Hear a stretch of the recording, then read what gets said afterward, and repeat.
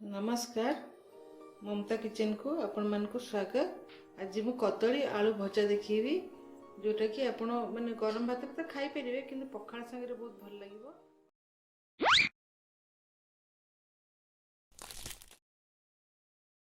तापे मु ए सब जिंस नैची जेमती कदली नैची चारटा कंचा कदली चारटा एमती स्क्वायर साइज रे काटी देची। आलू मध्ये सेही साइज रे स्क्वायर कर काटी देची गोटे। आउ छेचा नैची एथिरे फाळे पियाज 4-5टा पाखुड़ा रसुन 3टा खंडे लंका सुखिला लंका मु तो छेची देची पूरा बाटीनी पूरा छेची देची। एठी नैची स्वाद अनुसार लुण आ हळदी अल्प टिके जीरा नैची फुटेवा पे सोरिष तेल रे करिवि। एटा बहुत सिंपल रेसिपीटा किछि बेसी भी जिनस एथिरे दरकार नै किंतु खाइबा को बहुत टेस्टी लागिवो। साधारणतः पखाल संगे बहुत भल लागिवो। प्रथमे गैस ऑन करिवे। एठी मु कदली को हळदी पानी रे रखि देछि नले कळा पड़ जिवो सेथि मु हळदी पानी बुड़ी के रखिछि। गरम हे गेला तेल पकेइबी के भजा हो बोली बेसी टे तेल पकुछि। तेलटा टे भले गरम हे गेले भीतर जीरा पकेइबी तापरे परिया पकेइबी। तेलटा हो गलानी अल्प टिके जीरा फुटेबी से तापर मु कदली आलू पकेदेवी।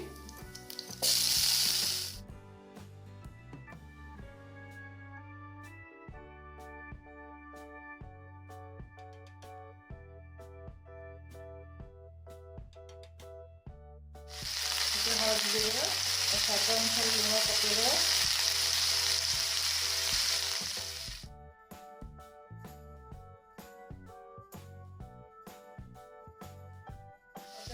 जीरा लंका गुंडा भी भजा हुए सेटा अदा भात डालमा संगे खाइले भल लगे कि यहाँ आप जो पखाल प्रिय थे तो ये भजा कर खाइले बहुत भल लगे। भजा को ढांकीदेवा ये सीझला पर्यंत तापर छेचा पकेवा देखिबा भजाटा केमन हला।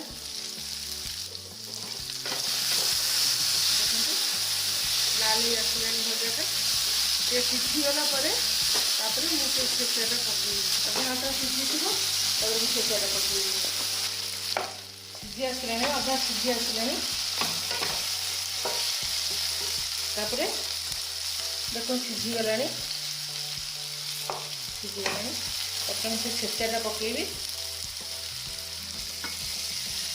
पियाज और रसुन लंकार छेचाटा पकेबी। ये गोल सारा पर किसी समय सीम करके ढांकी देवी। गैसटा सीम कर देकी किसी समय ढांकी देवी। तक भजाटा देखीदेवा टिके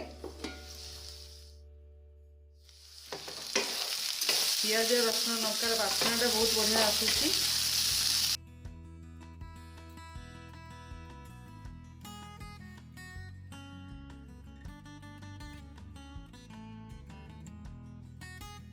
भजाटा हो गला तो गोटे प्लेट रे काढ़ी देबी।